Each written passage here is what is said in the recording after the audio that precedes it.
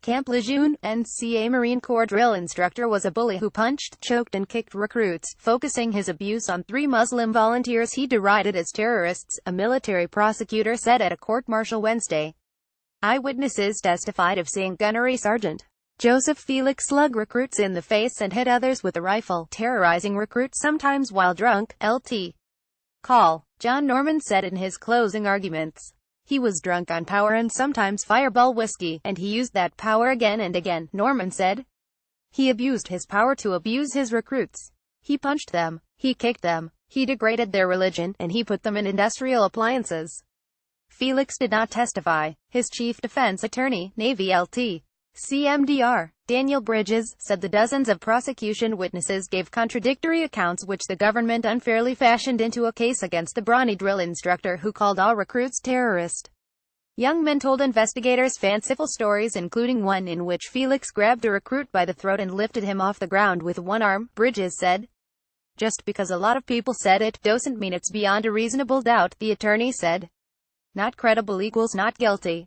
An 8-man jury at Camp Lejeune, North Carolina, starts deliberating Thursday. Felix was charged after the Marines investigated what drove one of his Muslim trainees at the Parris Island, South Carolina, boot camp to commit suicide in March 2016. Investigators found unchecked abuse of recruits by junior drill instructors at the training depot. 6 drill instructors, including Felix, were charged and the training battalion's commanding officer fired. A court-martial for Lt. Colonel Joshua Kissoon is scheduled for March. 11 others faced lesser administrative discipline, said Marine Corps spokesman Capt. Joshua Pena. Witnesses during the previous 7 days of Felix' court-martial included 2 former recruits who said Felix ordered them into a commercial clothes dryer. One former trainee, Lance Corporal Amir Burmesh, said the dryer was turned on as Felix demanded he renounce his Islamic faith. Burmesh testified that after he obeyed and climbed into the dryer, Felix and another drill instructor asked him whether he was a Muslim. He twice confirmed that he was, Burmesh testified, and twice the trainers sent him for a bruising, scorching tumble inside the dryer.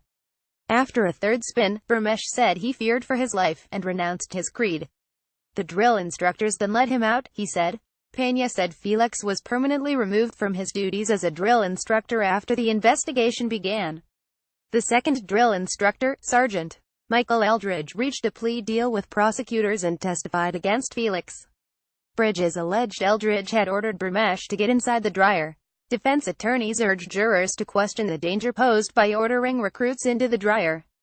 The second of 2 defense witnesses, a forensic pathologist at East Carolina University's medical school, testified Wednesday that Burmesh would have been fatally burned if the dryer had warmed to its normal operating temperature.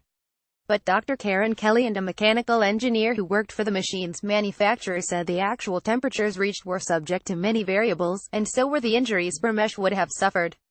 Former recruit Rican Haas, now a civilian, said Felix started calling him ISIS and terrorist after learning that he was born in Iraqi Kurdistan.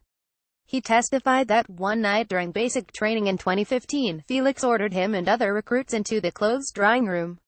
Recruits were ordered to lie on the floor, and Felix and 2 other drill instructors walked on their bodies. Haas said. Felix ordered Haas into the dryer. He complied, but the machine was never turned on, he said. The judge, Lt. Col. Michael Libretto, blocked most discussion about the circumstances surrounding the death of Marine recruit Raheel Siddiqui. The 20-year-old from Taylor, Michigan, was confronted by Felix, who allegedly slapped Siddiqui's face. The Pakistani-American then ran to a nearby stairwell and jumped, falling nearly 40 feet. Felix charges include allegedly telling recruits not to talk about the incident outside of the unit. Siddiqui family has filed a $100 million wrongful death lawsuit against the Marine Corps. Follow Emery P. Delisio on Twitter at http://twitter.com/emerydelisio. His work can be found at http://sapnews.com. Search Emery %20 Delisio.